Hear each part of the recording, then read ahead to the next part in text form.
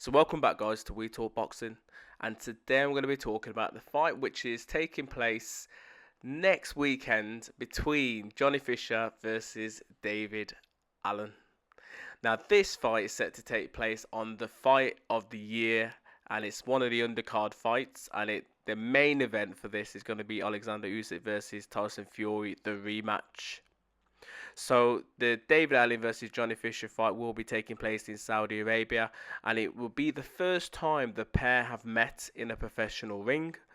But I no doubt guarantee that they potentially would have met around the heavyweight circuit, sorry, in terms of sparring, etc., along their path. And they know each other quite well. Don't really have a bad word to say against each other. But I see this fight potentially being one of the fights of the night, meaning that I feel as if it's going to be very competitive from round one. Both fighters have something to prove. You got Johnny Fisher, who is looking to continue his incredible record to date, and you've got someone like a David Allen who is looking to kind of revive himself and revive his career because the latter couple of years haven't been too good for him, and it kind of went downhill when obviously he lost against David Price just before COVID. That was 2019, and then he lost against Frazer Clarke. Frazer Clarke was 7-0 at the time when he took on Frazer Clarke, and he lost against him there. And it was a sixth round where he retired in his stall, which it wasn't really that good of a performance. It kind of felt, from my point of view, when I was watching, that he kind of gave up in that fight. But he then went on, knuckled down, put himself on some smaller shows in Sheffield, just to kind of get a couple of wins in a couple of 4-rounders. But this fight between the pair, I'm guessing, it hasn't been confirmed yet, but I'm guessing it should be either a 10-rounder. Can't be a 12-rounder fight because there's no title on the line. But so I'm guessing it should be a 10-rounder fight. Now, for those that aren't too familiar with both fighters, I'm going to, in terms of just explain who they are, where they've been, etc. You've got Johnny Fisher, who is the younger pup of the two, 25 years of age, currently 12-0 with 11 KOs to his name. Currently ranked, according to BoxRec, the 10th best British boxer currently in their rankings, and number 41 in the world. His KO percentage is very high because he's got 11 out of 12 KOs, so 91.67 according to BoxRec. And he's 6'4", orthodox boxer, and he's from London, so he fights from Romford or wherever that is in London. So yeah, young pup looking to make a name for himself, and I'll explain later on in terms of how the British heavyweight scene is currently and where these guys are in terms of the world rankings as well. Now, Johnny Fisher's been around for a while. Now, his record to date is quite a crazy one, to be fair. He's had 32 bouts, 23 wins with 18 KOs to his name, 6 losses along the way, and 4 of those 6 losses were KO losses, and he's got 2 draws on his record. So yeah, he's had a lot more experience compared to Johnny Fisher. He did start his career in 2012, so he has been around for a while, 12 years to be precise. Currently ranked 17th best British boxer, heavyweight boxer at this present moment in time. British heavyweight boxer, I should say. 156 in the world in terms of heavyweight. So yeah, he's dropped a lot in terms of the rate rankings.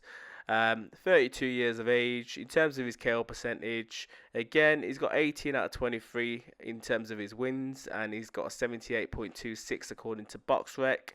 6'3" with a 75-inch reach, and he fights pretty much out of Yorkshire, and is known as the white Rhino, and he's been in there with some massive names throughout his career.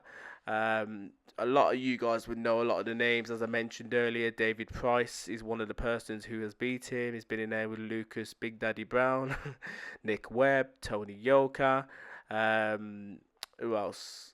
Dillian White back in the days as well. Luis Ortiz as well, Lucas Rosinski. Yeah, some decent names that he's been in there with. So it's pretty much the who's who in the heavyweight division. Um, but yeah, he's. I don't want to class him as a journeyman, but he has been around, and it's at this point now will tell us now in this fight what he has left, and if he's got any sort of ambition left in his career, he should put on a good performance. Now, I did mention that. Sorry about that. He's lost 6 times. 4 of those losses as well have been KO losses, which haven't really been good, to be honest. Now, when he fought against Dillian White, that was a unanimous decision loss, and that was back in 2016. And then he fought against Luis